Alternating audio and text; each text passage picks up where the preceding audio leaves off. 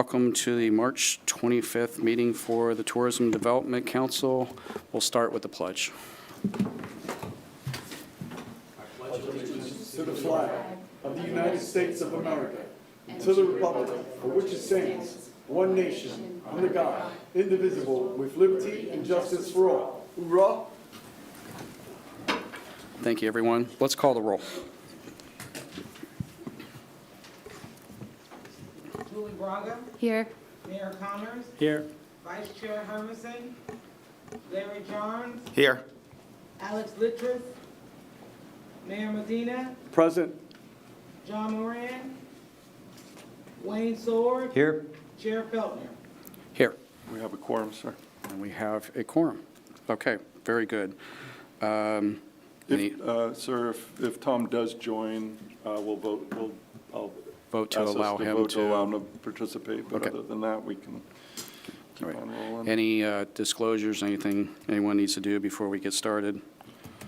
No? I have Peter. one additional item to the agenda, sir. Mr. Wayne Sword has a person to appoint to the marketing committee. If it's okay, we could do it now, or we do it later, whatever your preference. Okay, very good. We can do it now.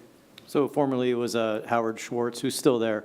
He's acting as an interim COO and not the marketing guy. And so they've have an interim marketing director, Christine Selby Reagan, who's been there many years. And she's acting as marketing director and probably be a good fit for the marketing committee Okay. at Kennedy Space Center Visitor Complex. Sorry for that. Any questions or discussion on that? No?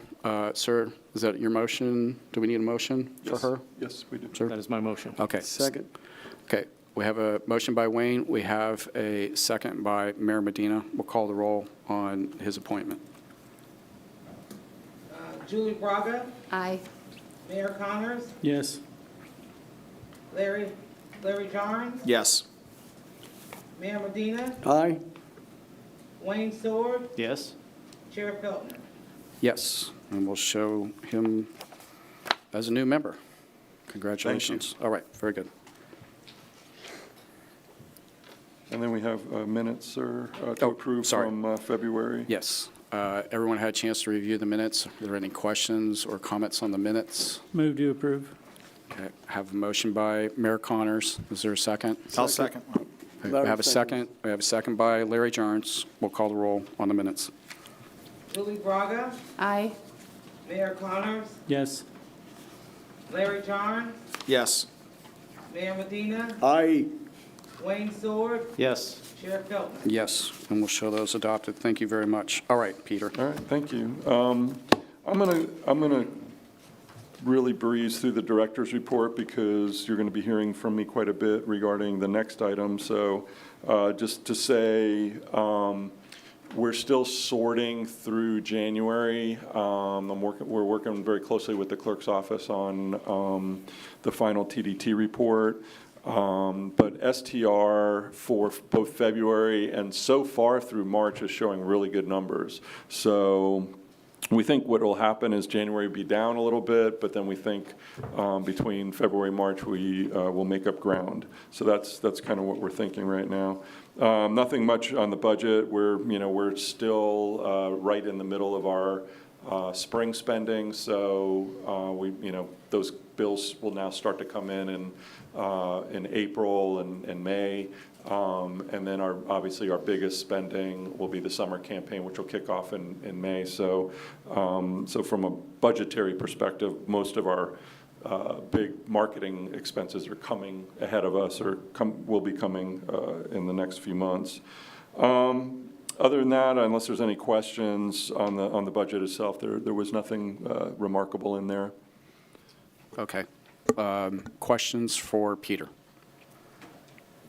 Before we go into the marketing support program, and we did something like this, I think, in the last meeting. He's got a series of changes for that. So I think what we'll do is he'll explain the changes on. We'll just go page by page. He'll explain the changes. I'll ask if there's any questions. And if not, then we'll move on to the next one, and then we'll have discussion at the end. And we'll be looking for a motion and second to adopt these guidelines. We we're all good with that? Yes, okay. Very good. All right. All right, we'll start. Thank you, sir, on, just starting on page 2. And I'll just say there are a number, this is the third year of the marketing support program. So there were a number of things operationally that we felt we had learned over the last 2 years that we wanted to incorporate. There's also been a few things that have just come to our attention, and you'll see, we'll address each one as we go through. So there are some, I would say, some major changes in certain sections of this. And so we'll just point, like the chair said, we'll just go by page, and then we'll point out those items. And then if there's discussion, we'll stop, and then we can do a vote at the end. So on page 2, we noticed that the paragraph that we're striking was actually there 3 times in the program guidelines or criteria. So we just, we're just going to put it in once. So this is just a cleanup. We're just taking it out here, but it's in another section. So we're covered there. And then the paragraph below it just reads, organizations must meet or exceed the event criteria and metrics and comply with all provisions of this grant to receive support. All events must occur between October 1st, 2026 and September 30th, 2027. So this is for the next fiscal year. So that's really it on page 2. Page 3, Let's sorry. pause for 1 second. Sorry, we're Yep. just going to do it kind of methodically. Yes, sir. Any questions on page 2? No. All right, Peter. Sorry. That's okay. So page 3, I'm just going to read through this. This was sort of I think, again, learnings. Again, if you recall from capital facilities, we've learned some things there as well. So we're trying to just make sure we're closing any loopholes whatsoever. So the addition to this is, should a grantee receive grant funds for a year-round programming? Remember, there's 2 kinds of programming. There's year-round, so that could be like a museum or something that is constantly open, or an event which happens in a specific period of time. So this is addressing both of that. Anybody receives grant funds for year-round programming and the business or organization closes, ceases, or suspends business operations for more than 30 days during the fiscal year in which the funds were received, the grantee shall return and remit all funds received under the grant to the grantor within 30 days of the closure or suspension. So that's a clawback on that. And then if a cultural event is canceled or postponed and the event has already received marketing campaign support, so that, just as a reminder, there's 2 kinds of support that you can receive in this grant. You can actually get us, our marketing team, to help you with running some marketing on your behalf, or you can actually just get reimbursement to program expenses. But in the case of a cultural event, if they're actually having their, planning an event, let's say they're planning an event in July, they might start marketing several months in advance, but then if something were to happen where the event weren't going to occur, this addresses that. So if they've already received marketing campaign support, the need for the organization to reimburse the TDO will be determined on a case-by-case basis. And the reason is, let's say it was, it happened in July and there was a storm or something like that, and they just suspended the event, but they're going to have it at a later date. We wouldn't claw back anything at that in an instance like that. But if something happened where they just the event organizer left town, let's say, and the event didn't happen because they just sort of took off, we're going to try to get our money back. So it'll be in that case, it'll be on a case-by-case basis.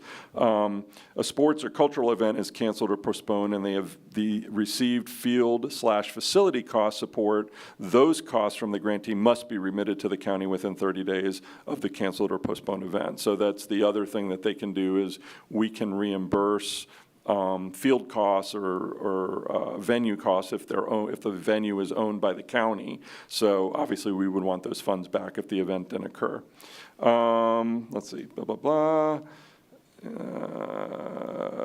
Must comply with the deadline set up by the TDO staff for submitting event information and assets for marketing campaigns, or support will not be able to be provided if you have any questions, et cetera. So that's that one.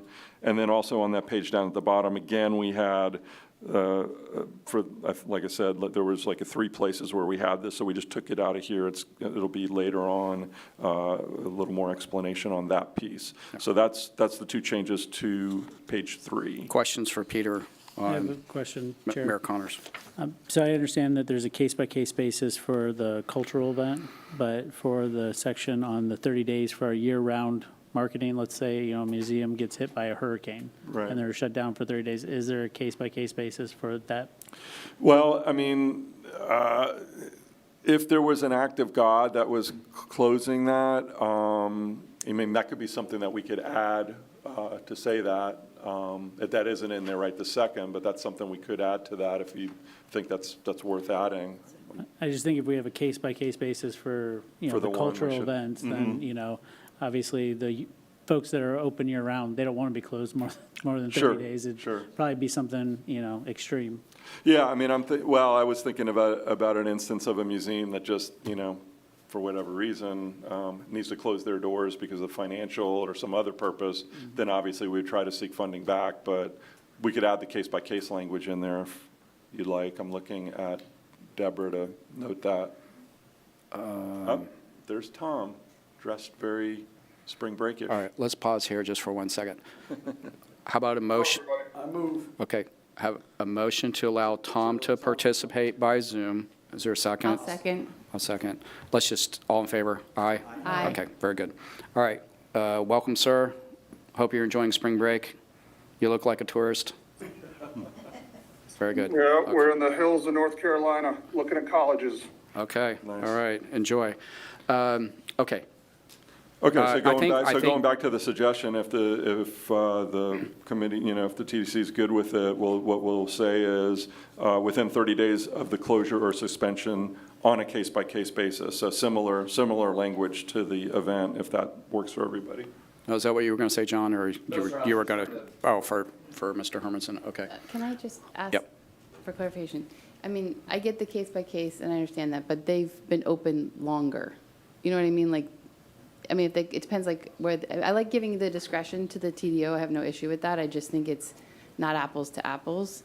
Is like, if it's something that's open year-round, then, and they suddenly have to close, then they're not in a financial situation to be able to necessarily pay back. So, I mean, I'm fine with that. I just think it's a very, Yeah. it's I not have the a similar same. comment to you, just because I agree with what Julie's saying. I think maybe we should also cap it at like 3 years. So if something opens and we give them money, and they're open for 3 years, after that, there's no clawback. If they close year 4, 3.5 years in, at some point, because you don't go after a business after 7 years, Yeah. if Well, they these are- close or something, Well, so. most of These are our annual applicants have been open for multiple years, And these are right? 'Cause I'm annual thinking about- grants, right? Right, yeah, so I'm thinking about like, give me an example of a museum, The somebody. Warburg Museum. The Valley. Warburg Museum's a Warburg. good one, Titus Hill Playhouse could be one, Henniger Center, those are kind of the year-round ones. So that, most of those have been open for at least 3 or 4 years, yeah. Yeah. That was kind of my thought process is, these types of places, because you see the list of who gets these Yeah. grants. They're not going to want to be closed, but Right. God forbid, something happened and we didn't allow any Yeah, somebody blows flexibility. their roof off the building and they just can't operate for that reason, that would give us discretion, I think, yeah. Yeah, Yeah. okay. No, it's okay. No, I just think that the goal here is definitely to have the discretion and a case by case so that we don't get stuck or not have the ability, because there's all different, just like you said, if someone just wraps up and leaves town, you'd want Right. to try to get that money back or something. Yeah. so. 100%, Okay. yeah. Okay, do we need a motion to make that change? I mean, I can read it again. Okay. With the change. All right, let's, And then just keep going from there. okay, and then that'll be part of, I mean, we can total. discuss that again, and we'll do a motion at the end. Yep. Okay, all right. So should a grantee receive grant funds for year-round programming and the business or organization closes, ceases, or business operations for more than 30 days during the fiscal year in which funds were received, the grantee shall return and remit all funds received under the grant to the grantee within 30 days of the closure or suspension on a case-by-case basis. Okay? Keep All right. rolling. Any other questions in that section? All right, Peter. Okay, so keep going, page 4, just date changes, so you'll see we're trying to, if we get approval today, we'll bring this in April to the board and then kind of go from there. The program will open to applications in May and then close in June. And then we'll, be bringing all the applications with recommendations for awards to the TDC in July, and then back to the board in August for final approval. Again, under 5.0, just, again, some duplicate dollars, so that if they awarded 12,500 to one, then the other event would get 7,500, or they could give 10,000 to each, up to the commissioner's discretion. To applicants who have not met the required attendance numbers, such award is subject to approval by a majority vote of the Board of County Commissioners. Should an applicant receive an award under this provision, the applicant must still comply with all other conditions of the grant, including completion. Sorry, that's a Scrivener's error, we'll correct that.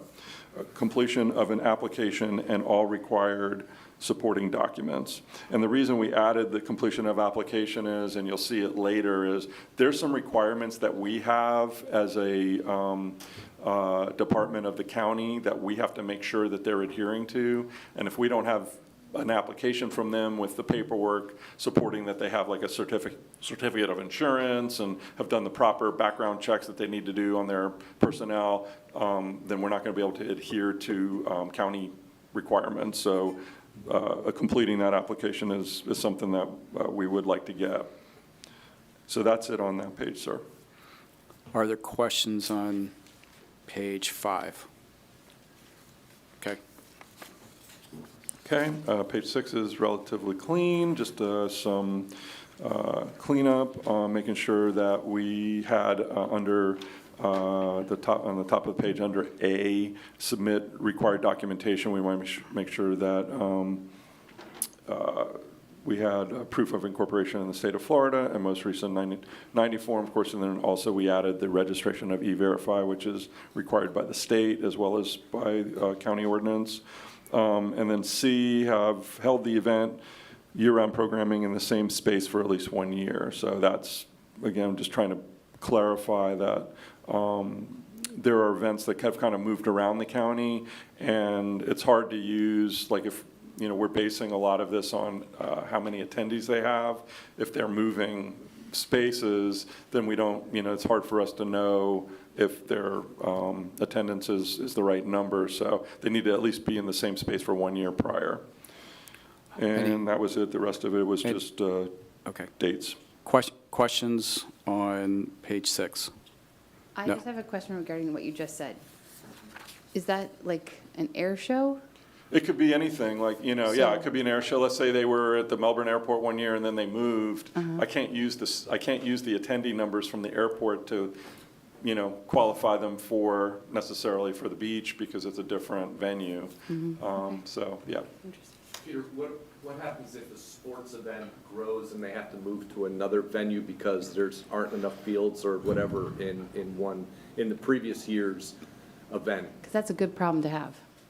Yeah, and I think in that case, it would be okay because we get a report from, Terry, our sports commissioner, gets a report on room nights, and sports are based on room nights, not on attendees, so it would be fine. They'd be all right. Very good. Yeah. And we're talking, just as a point of clarification, when you're talking about the attendees, because that's hard, this is by the cell data and some of those other things, right. that services that you have. It's not as, like you say, with room nights. It's a lot easier to attribute That's right, yes, sir. in the sporting events, the room nights. So that's that dilemma when they move around. That's right, yes, Okay. sir. So should sorry. this also, if it's going to stay in the same place, should it say now or a case-by-case basis based on what we just talked about? That it's okay for some to move if they've got to expand, but others, if they're moving and we can't track the data, it's not okay? And it sounds like it should be. He's saying they're still tracking it because it's by room nights. So sports is based on heads and beds, but like an air show is based on the number of attendees. Thunder on Cocoa Beach is based on how many people are at the beach that day. Yeah. Right? Is that my understanding correctly? Yes. The sports analogy was probably a bad one, just because it's not comparable. Right. You have room nights that you can track and attribute versus I have concern about, I get the point, but like in the past, when the air show, and I'm just using the air show not because have any particular interest in air show, but just that when it goes to Cocoa Beach, it clearly benefits the hotels in Cocoa Beach. Right. And when it came to Melbourne, it clearly benefited the hotels in Melbourne. So, Right. I mean, I'm just kind of, those major events, I mean, I get it. The smaller ones and harder to track, I would see how that would stand true, but I just kind of wonder if that will Well- limit our major events. We could clarify on the major event issue, because, right? We could possibly do that, because I think your point's taken. I mean, especially if, if you're at an airport and that airport says, hey, we don't want to do this next year, that was too much for us. We had to close half of our, runways or something for your show, and we can't do that. That's forced upon them, as you say, because they're growing and all that. That's not necessarily their fault. Is it? I didn't mean to throw a Is that wrench in something there. we could clarify for the major I'm events? working on some language right now. Is that the gist, though? That's what we I mean, want that's to be. kind of what I thought of. So, yeah, I'm sure there's other scenarios. I just couldn't think of any. But like Okay. if Let me try this and Thunder on see what Cocoa you Beach wanted to think. move to Melbourne or Palm Bay, maybe. Or a fair of Renaissance. Yeah. Too soon? Well, there. That was a good example. So just here's some language, this might work. Larger events and sports events will be evaluated on a case-by-case basis. I'm fine with that. That Yeah, better? I think that's good. Okay. Is there still a major event category, or we No. just now all put it as one? They're all, it's a cultural event, and it's just a larger cultural event, basically. So that's why I said larger, not major. Okay. We could define it even better. No, like- I want to keep it open, like. Okay, you don't think want to that- necessarily limit it? Okay. No, I think it's great. Okay. You don't want to put something there for fall versus spring? No. Okay, all right. September. Yeah, right. Shoulder season? September events are welcome. Anytime, yeah. Yeah. Or attendance. Yeah. Yeah, that's what I was thinking, was basing it on like 10,000 or more, but, Okay. I mean, if you want to leave it more loose, Okay. that's fine with us. But when you say larger, you're thinking 10,000 or more? That would be my Okay. thought, yeah. Okay. Because we, eventually it has to go to the Board of County Commissioners, so I'm just, if there's questions there, Right, I think we just have to be ready for what that means, Yeah. like quantitatively, or what the ROI is. agreed. Okay, page 7, there's a significant update here. So under category 1, applicants may direct all or a portion of their award amounts for marketing support campaign. Again, they can pick two things. They can pick getting marketing support from us, or they can pick getting reimbursed. In the marketing support area, we've learned some things about handling those campaigns for them, and Laura's been leading that charge. So some of this is as a result of just our staff learning. All marketing support campaign allocations are a minimum of $5,000 to participate. And the reason is, we had some events that wanted just a couple of $1,000s in support, and it's just honestly for the amount of effort and staff time that's required, it just wasn't sort of worth it, and we didn't think it would really move the needle anyway. So that's why we set the minimum at 5. The TDO marketing staff will meet with organizations to gather information, create a campaign plan, and present proposed campaign to the organization for their approval. TDO will select media partners and place out-of-county advertising and marketing for each eligible organization per the organization awarded funding amount. Organizations organizers must cooperate with the TDO staff and meet all deadlines for receiving requested items. If organizations organizers do not supply items by the deadline, there is no guarantee of full marketing support. Support is contingent on every organizer supplying requested event information to TDO 90 days prior to the event date. So a lot of these campaigns will start several months before the event, and if we don't get materials, it makes it very difficult to fulfill those, and obviously it's up to the event organizer to do that. The TDO will work with the organizers, gain approvals, and execute the plan. See Section 6.0 for details on the support amount tier packages. And then under Category 2, applicants may direct all or a portion of their awarded funding amount to defray the costs of renting event venues or facilities operated by Brevard County. So that's something I'd mentioned earlier. Sports awards will be determined by the sports commissioner from prior year's data and TDO staff analysis and may be allocated to defray field and facilities operated by Brevard County. And then under category 3, we just added to the word events, year-round programming as well. And that's the changes on that page. We have questions on any of that? No, I'd just like to say, I think this is really great. There's one thing that is important there that I've learned too with some of these groups. They don't necessarily need marketing support. Their biggest obstacle is just paying for the venue. So to rent Wickham Park for the weekend for the art show, that's really the thing they're looking for. The gentlemen who are running the traveling wall, they've had a change of guard. You got the old guys kind of cycled out, and the newer young guys come in. They're less experienced with fundraising, what have you, and being able to pay for Wickham Park huge for them, yeah. It's game changer. I don't think they'd be able to bring the wall if we didn't have this language in there for them. So I'm glad we're doing that too. Okay. Moving to page 8. Page 8 was actually, again, more cleanup now that we added some of that language that I just read. We're just taking some of it, doesn't need to be in here anymore. And then under 7.0, eligible use of funds, we had some precursor language. We kind of figured we really don't need that. I'm just going to read allowable costs under the bottom section. Allowable costs within the grant period specified on the application and/or the period specified by the Brevard County Budget Department, and allowable costs that are approved solely for the purposes of the event or year-round programming can be easily identified as such.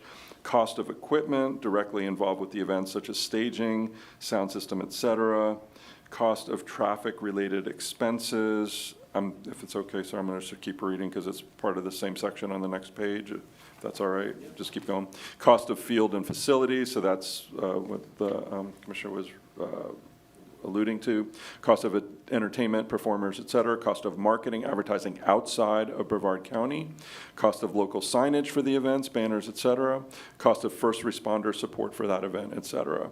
And then we added under non-allowable expenses, funds may not be used to finance projects that are already fully funded unless a project can be significantly enhanced with additional funds. Funds may not be used to pay debt obligations. Funds may not be used for grant applications or routine maintenance. We crossed out, we didn't allow for the awards, but in the sports world, becomes a significant expense for them is the trophies and stuff. So we sort of took that out and just said no scholarships, gift cards, prize money, or certificates. And then the bottom part, we just added a date. So that was it for 8 and 9. Okay, questions for Peter? All right. Okay, page 10, just some sort of business stuff with Zoom links and date changes. Down at the bottom under 9.0, we took out, it just basically says TDO staff will review the applications for eligibility and create a worksheet listing all received applications, et cetera. So that was just a little bit of a Any cleanup quick there. question in there? Anybody? Nope. Keep going. On page 11, 10.0, again, just some cleaning up. Sports applicants are required to complete one final event report. Applicants will be provided with a reporting link. So we get reports from everybody at the end, which is great. Their final reports due within 30 days after the complete event or by September 30th, 2027. Cultural applicants will be issued a final report from the TDO team. Any question there? Nope, very good. All right, page 12, again, just some cleanup language. Submit reimbursement requests, including supporting documentation within 60 days of the conclusion of the event and no less than quarterly for year-round programming. Failure to submit reimbursement requests on time will forfeit your grant award. Each reimbursement request submission package must contain one of the following 4 items in this order. RRF, that stands for reimbursement request form packets submitted that are not in the proper order as outlined below will not be accepted for payment. And then TDO reimbursement request forms the provided Excel document containing the following information. And then there's just a couple of additional wording things on that page. All right, anything on page 12? I have just Larry. a quick question. Do we ever have any historical issues of people not submitting within the 60 days or Yes. incorrect? Yeah, that's why we sort of tried to clean up that language and make it a little more clear when we So need it. staff spends- Because sometimes what will happen is they'll wait till the end of the fiscal year before they, even if there are events in January or February, then we don't get it till September. Well, that crams our finance department people, because that, then all of a sudden they get 30 reimbursements they have to deal with. We'd like it done after, by 60 days Yeah, after. for sure. Yeah. So I'm just wondering on that, because if it's kind of a problem, and we've changed some other language to be a little more flexible on a case-by-case basis, should this maybe, because obviously the applicants look at this, they go through it, they decide if they want to apply. Should we say in there that there are no exceptions to this, or something that just, I know it basically says they won't be, you'll forfeit your grant award. Yes, right. But I don't know if there's any way to maybe put something in there, if it still happens, and do you make exceptions? I guess the question is, do you make exceptions? Open for input, whatever Well, you guys. No, whatever you no, have have you in the past? Have we made exceptions? Yeah, do you guys make I exceptions? think we've tried to be as flexible as we could be. I don't recall a time when we've ever not reimbursed somebody at the end of the day if they did get something to us by the end of the fiscal year. The problem is, once the fiscal year closes, we don't have any choice. Like, we can't write a check on the prior year's funds.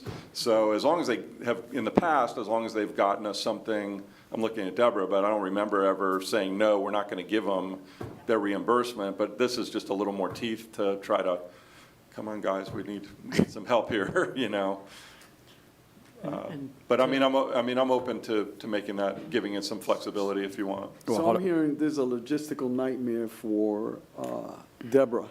Well, Deborah and our finance folks and other people in our department that deal with all of this, yeah.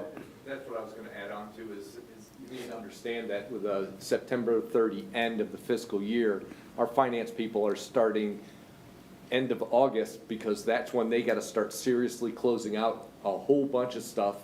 Then October 1 rolls around, and they've gotta start ramping up for everything related to the upcoming fiscal year. Yeah. So I know that between end of August, end of October, our finance people are tight with time. End of October or end of September? Because October 1st is the, Yeah, but they're ramping up for the next fiscal. So they Understood. gotta So get even everything- into October, they're Right. still busy trying to get, things Closed out. closed out and I then got it. things opened, Simple yeah. things like, changing of like invoice numbers and things like that, because it all, in a lot of cases, it changes come October 1 with a lot of different vendors. let's see. You probably need to use your mic, because YouTube probably won't pick you up. Just counting on it. Huh? Yes, sir. That's all right. Mayor Connors. To Mr. Jones's point, I think having, a punitive measure to incentivize them getting things done makes a lot of sense. Now, to maybe allow that flexibility that Mr. Jones was talking about, that they don't have it in 60 days, maybe your grant gets reduced by 50%, maybe you don't forfeit all of it, and then if you're another 60 days late, then it all goes away. So again, just another idea for you. I don't know if that makes it more complicated, but, Well, where it you allows have- some flexibility. You have language that says you forfeit at some point, right? If they don't submit by 60 days, but I think what the mayor is saying is maybe you have a stepped thing where they don't lose everything, but they could lose 50%, 60 days, and then 100%, 120 days or something like that. We could look at that, yeah. Give me 2 seconds. Let's see what it's. I mean, my thought on this, just real quick, is that, I think it's hard to put on an event. A lot of work. I worked in catering a long time, and just, it was always a miracle when we got a wedding to actually happen. It's just a lot of moving parts and everything, and so especially some of these that are good events and what have you. I don't think we're trying to work against them. I think we're Right. trying to help them. I can appreciate that you gotta write a check by a certain date. Right. Is it helpful at all, instead of 60 days, that the last date of submission can be September 15th or something like that? I mean, does that split it where they've? I mean, I could we think- say August 31st? Okay, maybe? no, I'm just, that's why I was asking, is Yeah. some date, this is the final date. Payments will not be accepted after, or application or whatever. And Yeah, I mean- if I could just add, I'd really like to keep it in the staff's discretion. I mean, Yeah. if everybody else is submitted on time, you know, what I mean, every year could be different, and you have this one-off case. I don't think that, I never like it when it, I agree. so I have a hard time with the law. But I mean, like, I don't like it when it's like just this. Like, I like to, because in hospitality, we have to give Sure. each situation its Yeah. own Yep. characteristics. So I think if it's, I like the idea of giving it teeth and giving it, you know, and if you guys need to use that, if it comes down to the point. But I think, I've worked with Deborah for a long time. I think she's Yeah, really I good think, at, if I may, I think the sweet spot may be 90 days, and August 31st is the absolute deadline for those that miss the 90 days. That, I think that would be a sweet spot, but that's what I would say.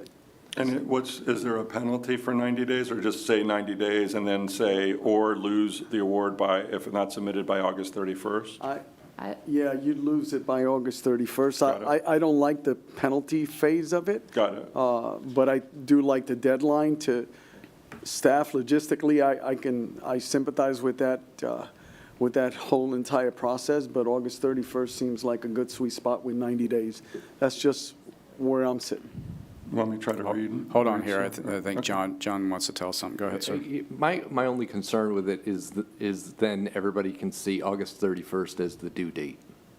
You can write in there, you got 90 days or 60 days, but if you say, but absolutely, it's got to be here by August 31, I'm just trying to think about what Deborah and what Terry has to go through in order to make all this happen, I think where we are is pretty good. how many grants are there roughly? Like, I haven't, is it like 30?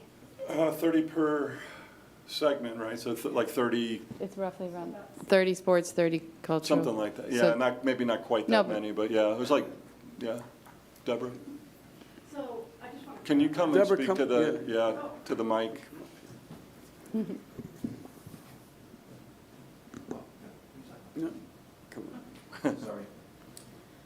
So I just want to clarify, this is not a huge issue, but there are some repeat offenders. So I think putting the language in that we put in would be push enough for them. So I think adding the not later than August 31st might create another issue. And I've asked them, is 60 days enough? And everyone has said 60 days is plenty. Like right now, I've had conversations with year-round programming because I'm already in my monthly reminders. And 5 of them this week have said, oh yeah, I can send you that money, you know, those receipts. So, okay, do it. So it's just getting them to do it. They've already spent the money, you know, let's get them the money. So I support leaving the language as is. I think keeping it at 60 or that's- maybe 90. I say, why don't we go to 90? This would be just my thought. Go to 90, and then put in that this would be at the discretion of the TDO director, if there was a special circumstance or something like that. Because I do think there are times when, somebody gets sick, we've had Yes, that. absolutely. And so, I mean, it would be nice to have a little bit of flexibility for them. And that way, giving them 90, that gives them an extra 30 days beyond what we had originally, but then it also gives us some flexibility, so we're not just yanking the funds for no reason. And from working with Deborah for so many years on certain things, I knew she was sending out reminders and like being on top of every single one of it. So I already knew that was happening. That's why. And any events that are happening in August and September, I kind of need that time to focus on them, to get them to their reimbursements, because a lot of times they're turning it in and they haven't sent me the right things, so then there's this back and forth that takes a couple weeks. Have there been situations, just even the last couple of years, where it's gone past the fiscal and that's put you in a bind? So you really haven't? It's gone up to the fiscal year. Okay, but not beyond it? No, well, it can't. I mean, okay, So, so maybe that's not really a problem that we need to address with the final date, is what you're saying? right, because I Okay, mean, all right. they know that they've got to have it in by Labor Day. Okay, so I think the big moral here I'm taking is 90 days is what we're That's leaning. good. And in the special circumstance, At the discretion of, at the discretion of the director. yes, sir.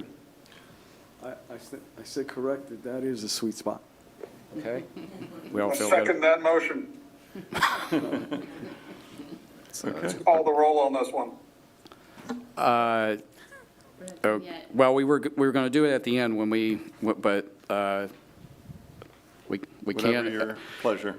Okay, he made a motion. Is there, Second. and there's a second by Mayor Medina. Go ahead, call the roll on that. Would you like me to, sorry? would Okay, you like me to Peter, reread you the- you clarify that, and then we'll do the roll. Okay. I apologize if we're going to call the roll all the way at the end. I didn't mean to motion. I was going to say I agree with the mayor, and I think that's good. 90 days at risk of losing your grant, special exceptions by the director. Sounds like a Okay. good compromise. All right, if we're all okay with that, then we're gonna move along, and when we get to the end, we'll discuss it, and then we'll have a motion for the whole program, okay? All the changes that we did. All right, very good. Okay. Peter? Moving to page 13, we just added some items. Again, this is part of that whole package and getting all the backup that we need. So we've added things like photos of entertainment or performers, photos of the first responders' support of the events, photos of traffic-related expenses. We took out a few things. We didn't need to see some of these other things. Photos of the signs, banners to be used at an event. We did not need payroll because we're not reimbursing payroll. Copies of vendor reports, we did not need that. And then under there, when completing your reimbursement request packet, refer to the RRF guide that is given to you when you receive a copy of your fully executed notice of award. Incorrect or incomplete RRF packets will not be accepted for payments.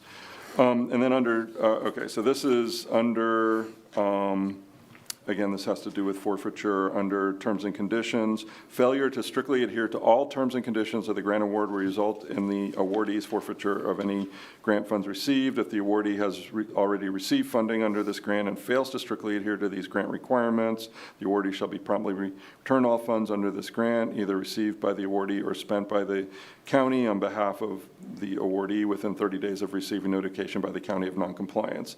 In the TDO's sole discretion, the TDO may allow the awardee to cure the deficiency and receive funding under the grant. Should the awardee fail to return this funding within the timeline, the county may pursue legal action to recover these funds, including but not limited to attorney's fees and litigation costs associated with this recovery of funds. So that was something the county attorney worked with us on that language. That's it on page 13. Any questions on that? All right, it continues, doesn't it? A little bit with 14. There's just, on the top of page 14, there's just a couple of, it was really more Scrivener type of stuff, county and awardee in all caps. Then going down, as a condition for receiving support under this program, the awardee certifies that it has conducted sex offender and/or sexual predator background screening and has procedures in place to evaluate any, et cetera, et cetera. And then down at the bottom of that page, to adhere to the above background screening protocols. And by the way, this has been in place from the very beginning of this program. This was something that was voted on by the board. So it's actually not just for us, it's for any grant award that the county does that has the public at. So it was not just affecting us, it affected other departments too, potentially. To adhere to the above background screening protocols, applicants must certify that they will comply with this directive within the application. Additionally, a background screening form will be provided to you from the TDO staff for grantees to list all individuals associated with your event, year-round programming, and keep for your files. So we're not asking to get this, we just want them to certify that they have received, that they've done this. This form will be sent to you with your fully executed notice of award. You are required to, and I'm going to the next page, it continues, to each person's status within your organization, employee, contractor, subcontractor, agent, representative, who are present at your event, year-round programming through the National Sex Offender website, lists the website name. Additionally, you must provide the county with a notarized affidavit signed under the penalty of perjury, and you'll see that on the application that we'll share in a minute, that you have verified the status of any employee, contractor, subcontractor, agent, representative of their status, and that these individuals are not a sexual predator as defined by Section 775.21 Florida statutes, or sex offender as defined in Section 944.606 Florida statutes. This affidavit will be provided to you from TDO staff at time of your notice of award. In addition, you must take a screenshot of each person's status and retain in your files as supporting documentation and evidence of your compliance with the screening. The notarized affidavit must be emailed to the TDO office within 10 business days prior to your event. And for year-round programming, the completed form is due 10 business days after you receive fully executed notice of award. And again, quarterly, December 1, March 1, June 1, September 1. For new individuals, employee, contractor, subcontractor, agent, representative during the year, organizations must retain all supporting documents, screenshots of individual status in your files with the background screening form as evidence to be submitted to the TDO for audit upon request. Failure to submit a notarized affidavit 10 days prior to your event or as scheduled as a year-round program will be regarded as a non-compliance and forfeiture of your grant funding. So that's new language that's clarifying existing requirements, and the reason is it's allowing us as the office to have a little more teeth in the compliance side because we're sort of being held accountable for that. So we are being held accountable for that. So we want to make sure everybody follows that and adheres to it. Okay. Can I just ask a question? Yes, ma'am. This, you said, was language that was in other contracts or awards This was, granted by no, the this county? was language that was, so the language on page 14 kind of describes all of this and describes what the board voted for. The language we added is really just helping us with compliance of that, so, yeah. So it's not really new, it's not a new requirement, it's been in place for But a it's new to this couple of years. document. No, well, so again, on page 14, it kind of outlines what the Ah, requirements I see what you're were. saying. This Okay. is just adding the Gotcha. teeth to that, to help us collect the data. Very detailed. Well, and I think, also, I Great. think it maybe wasn't completely clear what they should do to do this. It kind of left it to them. And this is really now defining it because it's saying, hey, you go to this website, you put the person's name in, take a screenshot and save it, and that's background. That qualifies as background screening. Okay. So, I think we lost Tom, but maybe he's in a dead zone. Mountains. Yeah, well, we'll try to get him back. I Okay. think this is great, really well done. Any other questions before we go on to, I guess 16 has only got one small change at the bottom, right, Peter? Yeah. Yeah. so page 16, we just added a COI upon request for required, and then goes to page 17, documentation to complete the notice of award for year-round programming and 10 business days prior to the event beginning. And again, same kind of thing, just to help us collect this, because if we don't get a COI, what happens is the events occur, they never got a COI, and then we're out of compliance, but we're still sort of forced to reimburse them. And so this is saying failure to submit your correct COI 10 business days prior to your event will result in forfeiture of forfeit of your award funding. And then the following items with the exact language are required for each COI. That's pretty much it. Let's just that go one. on into 17 there. 'Cause- Yep. Okay. And that's really it for 17 as well. Okay, all right. Any questions on that part? I think we don't have any changes on 18 or 19. Or 20. So Or that's 20. That's really it. Okay, So, and then there is, I think we should do, sir, if it's okay with you, is vote on the changes to the criteria, and then I'll quickly cover the application as a separate item, if that's all right. okay.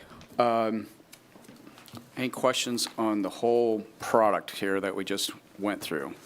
Discussion, in discussion. on where I'll we ended motion up. to approve. Okay. Carry on, Jude. Well, I thought we'd motion and then if there's any other discussion. Well, there's. Did you any dis- second? Or no? You No, have ma'am, discussion? I was going to make the motion, but carry on. My motion stands. Okay, we have a motion I'll- to I'll accept the second. changes? Okay, and we have a second, so motion by Julie, we have a second by Mayor Medina. Call the roll, and I think we lost Tom, so, okay, go ahead and call the roll. Julie Braga, Aye. Mayor Connors, Yes. Larry Jarnes, Yes. Mayor Medina, Aye. Wayne Sword, Yes?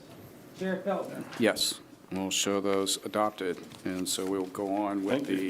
the Okay, and then the application part. is super simple. We just updated some dates, but the thing that we also added was on page 7 of the application, number 22. This is the certification that we're now asking for, that they did in fact do the required background screening procedure, and it has a signature for them.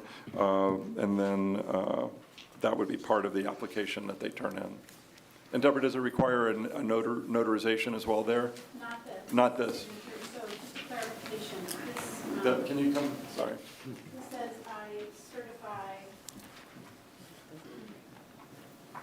I certify that I read and understand section 3.0 of the terms and conditions on this topic. Okay. So then they sign this, but then the affidavit that needs to get notarized is the one that gets turned into me 10 days after they That's get right. their fully. Got it. So this is done at the time of the application, which Yep. basically puts them on notice of what they need to do.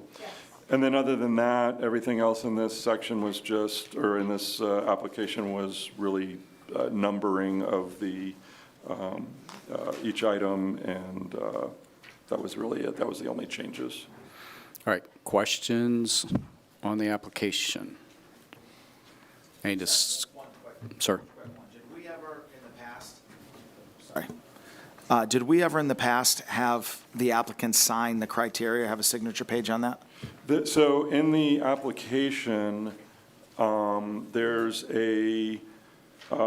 there's two other signatures that are the same as they've always been, which is that they've read and understand the policies and procedures of the criteria. And then at the very end, there's a signature that says that they're attesting that all information is true and correct. So there's sort of, now there's almost like 3 attestations, it's hard to say, that, they've read the criteria, they are going to follow the screening, background screening procedures, and that everything that they're saying in this application is true and accurate. So quite a bit of. Gotcha. Okay. Other questions for Peter on the application? Any discussion on the application? Is there a motion for the changes? Move to approve. I have a motion by Mayor Connors. Is there a second? Second. I have a second by Mayor Medina. We'll call the roll. Julie Braga, Aye. Mayor Connors, Yes. Larry Jarnes, Yes. Mayor Medina, Aye. Wayne Sword, Yes? Chair Felton. Yes, we'll show that adopted. Thank you. Okay, That was now, great. are we Sorry going in? it took so long. It's but- okay. We're going into the marketing committee report? Is Yeah, that right? I'll do the report since Tom's off. okay. Tom was attended. We did not have a quorum, but it was okay. We, honestly, we were really just updating information. The main, oh, Tom's back. All right. Hey, Tom, I'm just giving a quick update on marketing. You can jump in if there's anything I missed. Sorry, No, that's all right. sorry, I got bad coverage up here. No worries.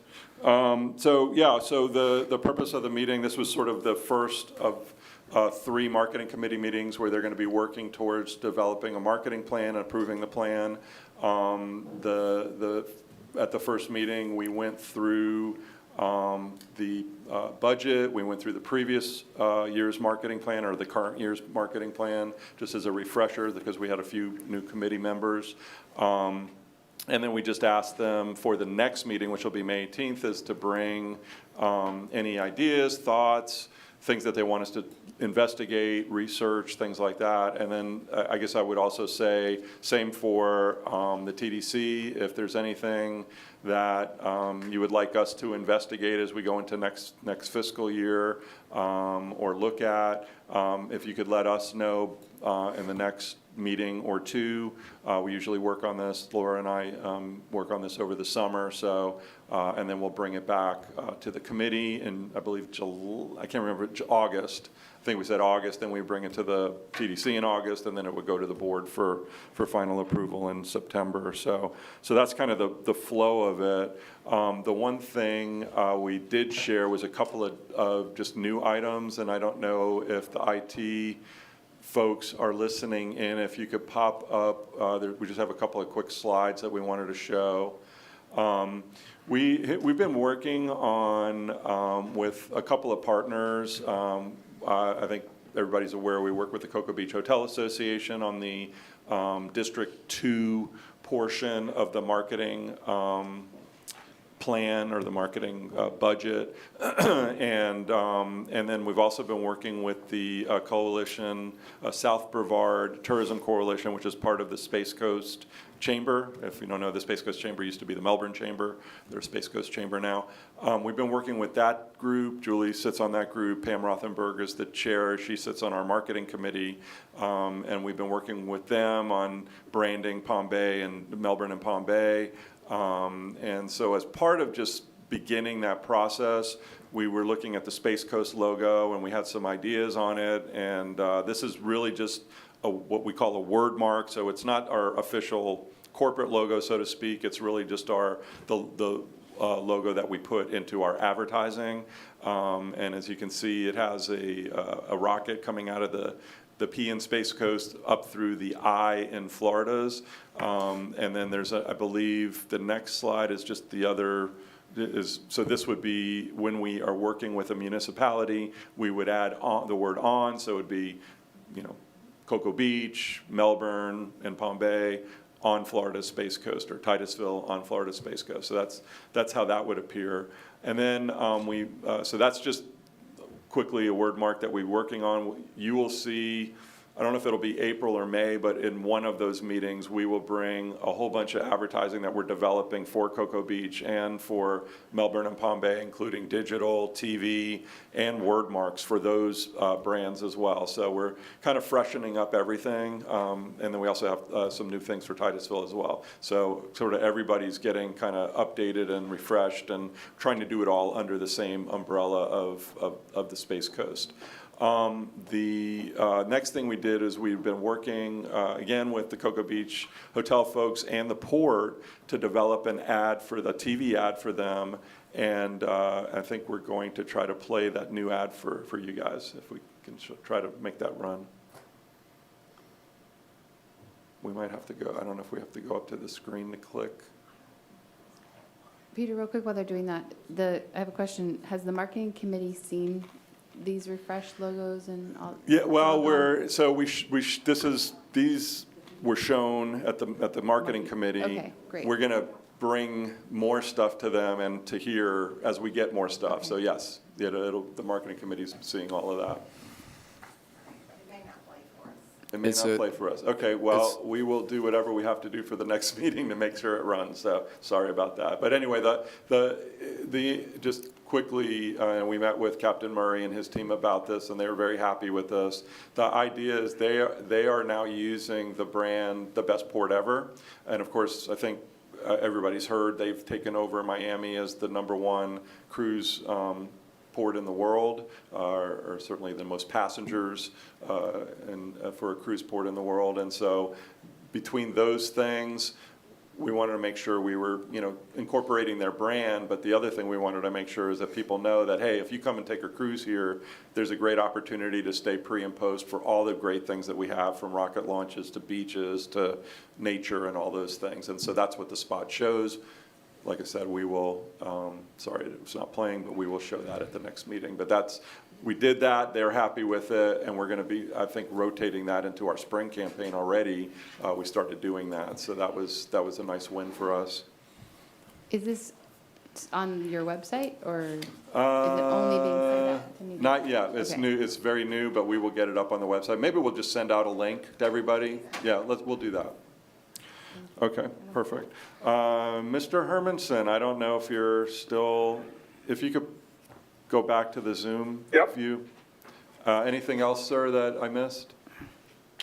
No, I would just like to say I'm impressed with what the staff and Anbar has been doing. I think the refresh with the unified Space Coast logo with the various municipalities is going to work to reinforce Space Coast as the destination with the various nuances. I think the collaboration's working very well, and I'm excited to see the final product. Thank you. That's Okay. all I had, sir. All right, very good, thank you. Mike, do you want to say anything? You were going to go to public comment. I don't think we have any cards, right? Nobody? Did you want to say anything? You're here. Did you need to say anything to us today? I don't, I can't tell from your poker face. I don't need to, but I'll just let all of you know, we have a couple of beach projects underway. They're moving according to schedule and will be done by the end of April. Our South Beaches project is now just doing the last couple of miles of that project. They're about a mile south of Spessart-Holland Park.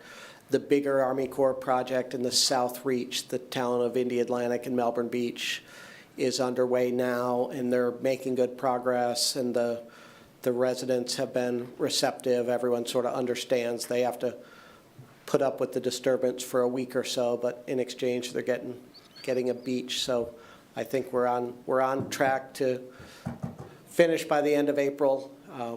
That's all I had, unless you all have questions. And I'm just going to suppose weather has been ideal for this. It seems it's been cooperating, right? It has been cooperating. They always like it calmer, but it's been good enough so far. Yeah, okay, very good. Thanks for giving us that update. Okay, we'll go into board reports. Julie?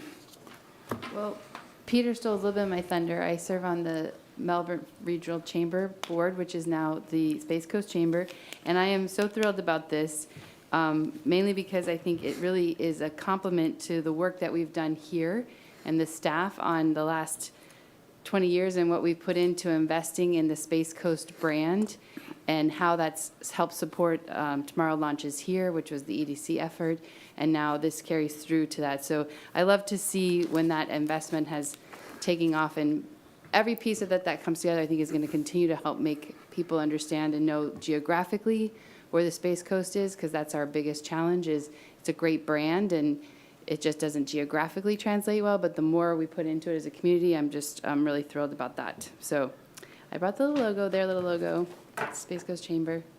So it's a great bit of work, but also I think the overlap is what's really good. Yeah, I mean, just to echo that, it's interesting because we had our agency, AMBAR, work with the EDC to develop the Florida Space Coast Tomorrow Launches Here branding that they've been running now for a couple of years. And to see a chamber now jumping on, that bandwagon, and obviously we've been using that in our marketing since 2020, I think, something like that, in a big way. I mean, Yeah. it was used before, but I think we kind of stepped it up in Yeah. 2020 and kind of even after that, 21. And so, yeah, it's just nice to see everybody sort of picking up on the synergies of that, so. Yeah, every bit of it helps. Also, I don't know, I know it's on here, but we have our beach committee meeting, and thank you so much. I'm honored to be the beach chair again. It is going to be March, what's the date? 31, next week.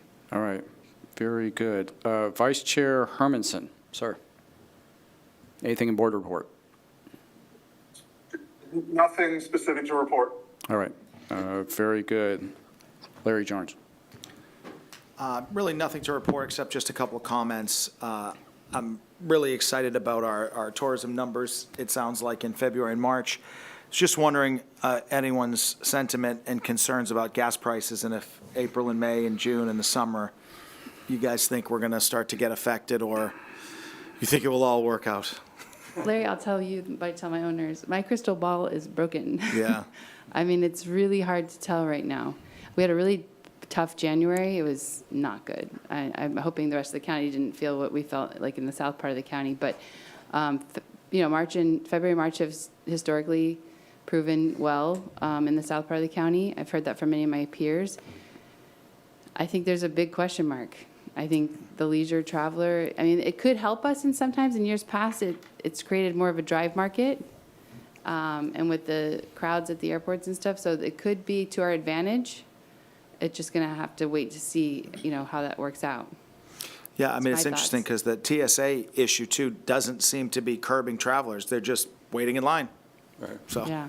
I find that one interesting, too, because, we both worked in South County and know what it's like to be south of O'Galley, even on the beach, and a lot of Gov Mill down there that keeps everybody going.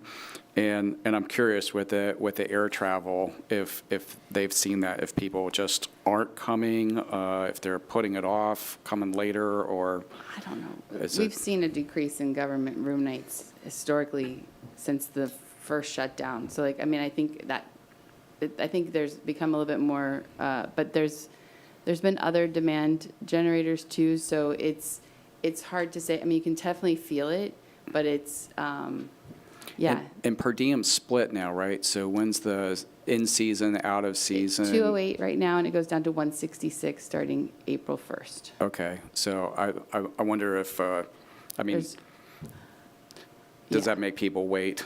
I'm gonna wait until the summer. I don't think so. I mean, it's, it's when they plan their meetings and when they have to come visit the products, or, typically they've always planned the meetings in January, February, and March. Everyone wanted to come from DC. Sure, that's a lot easier. January, It is a February, lot March. easier to make that, yeah. So I yeah. think it'll be interesting to see what the next few months have to hold out, but there is a big question mark on my radar. I mean, Wayne's Hotel's sold out all the time, I think. It's about the rockets. As long as there's rockets, we'll be fine, regardless of gas prices Yeah, with it's TSA. so fascinating, North County to South County, and in the middle part of the county with the cruises. It's Yeah, just, it's all about cruise I there. appreciate, Tom, do you have thoughts on Larry's question about gas prices? I know you and I have talked Well- many times over the years. I mean, there's just no question that a $1 increase per gallon in gas and the turmoil at airports isn't going to impact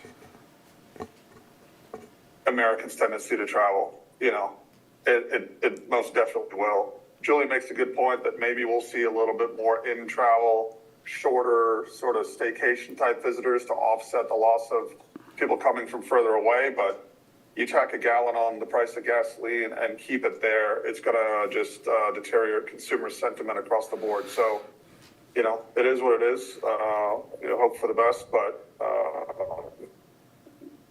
we're going to see, if this sustains, we're going to see a downdraft across the overall economy. And travel is obviously one of the more discretionary expenses.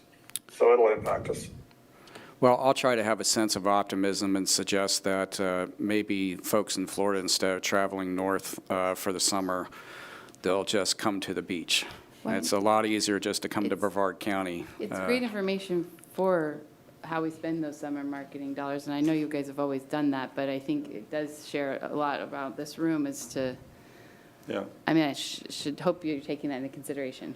Yeah, 100%. I mean, the bulk of the Cocoa Beach funds are spent in Georgia, Tennessee, and South, a little bit of North Carolina.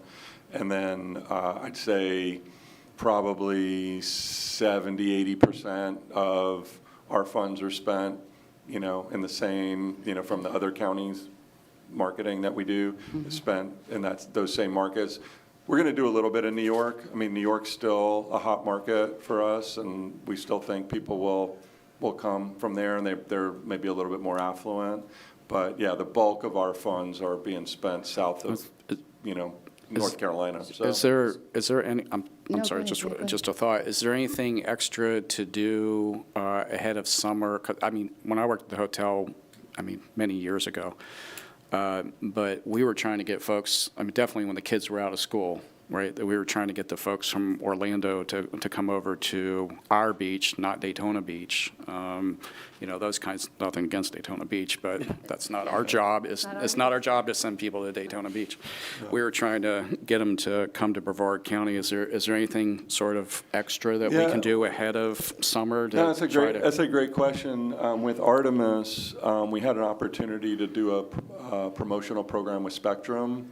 And they're obviously Spectrum's Orlando and Tampa, so those are the big markets that we're going to do something in. Very heavy on their news because they're doing special news breaks and news stories on Artemis. So we decided to put some funds into that.